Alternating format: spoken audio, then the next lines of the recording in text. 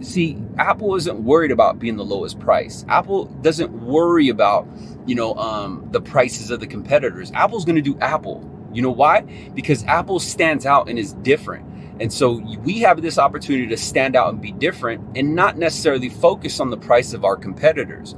You see, differentiation is us coming in and actually tailor fitting, making it as convenient and easy as possible.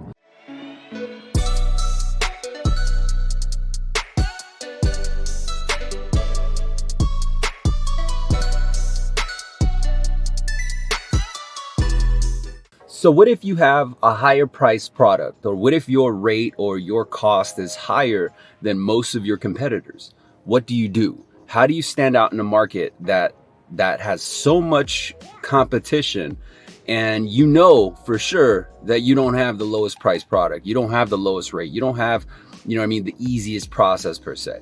So what can you do to make yourself different or make yourself stand out and attract buyers? Well, in this video, I'm going to explain how. So before we begin, let me remind you, my name is Daniel. This channel is called Sales Remastered. I'm your host. I post content daily, not only here, but you can also find me on LinkedIn, Instagram, Facebook, YouTube, wherever you're watching this content or wherever you spend most of your time, look me up. The handle is at @SalesRemastered, @SalesRemastered, or just simply open up the app, search #SalesRemastered, and you'll find my content. Hit the thumbs up, hit the subscription, hit the notification bell, hit the follow, whatever it is, and add me to your feed, because my goal is to feed you information that's going to help you increase your production, increase your income, and increase your overall morale. And so in this episode, what we're going to talk about is one key thing to make you stand out. Now, the reason why I'm going to go over this is because, I get a lot of questions throughout the day from followers and subscribers that ask me, a lot of the questions really circle around, how do I sell more, right? Or what's the fastest way that I could sell more? And so I'll let them know. I say the fastest way is just to do it, right? Is to execute, is to study your craft and be persistent.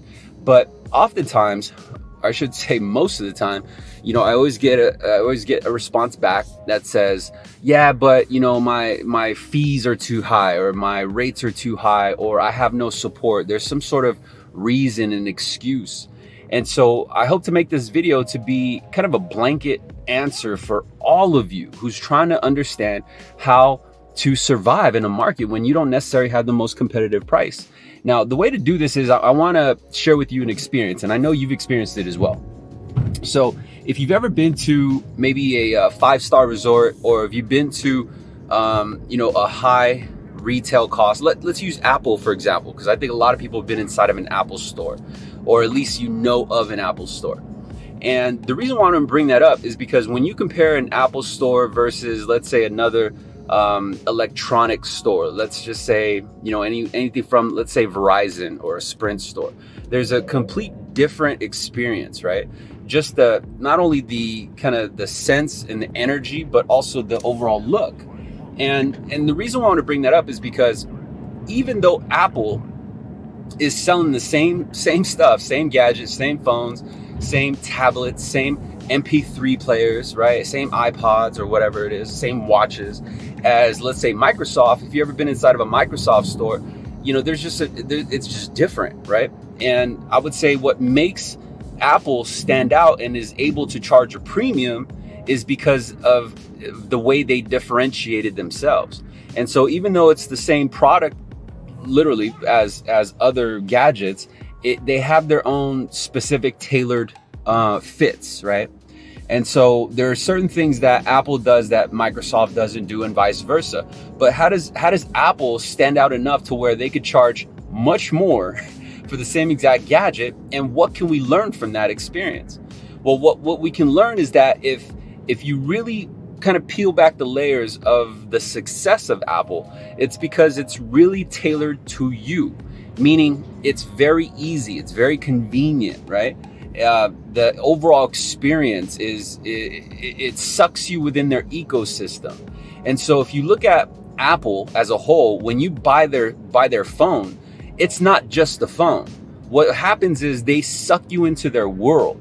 So they make you open up, you know, an iTunes account. Then next thing you know, you have Apple TV, right? And next thing you know, you got of course, your email. Your domain is with Apple, and then they have you open up like the music store or what have you, and then iBooks, and then next thing you know, you're just so consumed within that iCloud ecosystem or that Apple ecosystem that it just becomes easy. It's convenient. And one of the things that I do believe strongly is that people, us consumers, everyone in general, will pay premiums for convenience. We pay premiums now for speed, right? You ever order something online, you pay a couple extra bucks just so you can have it in a day or two, right? Just so you can expedite that delivery service. We all do, right? The whole reason why we have Amazon Prime is because we like the convenience of having the products that we buy the following day, the next day.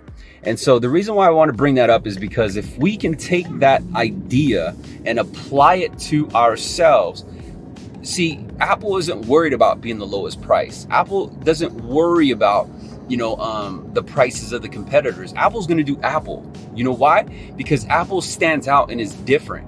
And so we have this opportunity to stand out and be different and not necessarily focus on the price of our competitors. You see, differentiation is us coming in and actually tailor fitting, making it as convenient and easy as possible.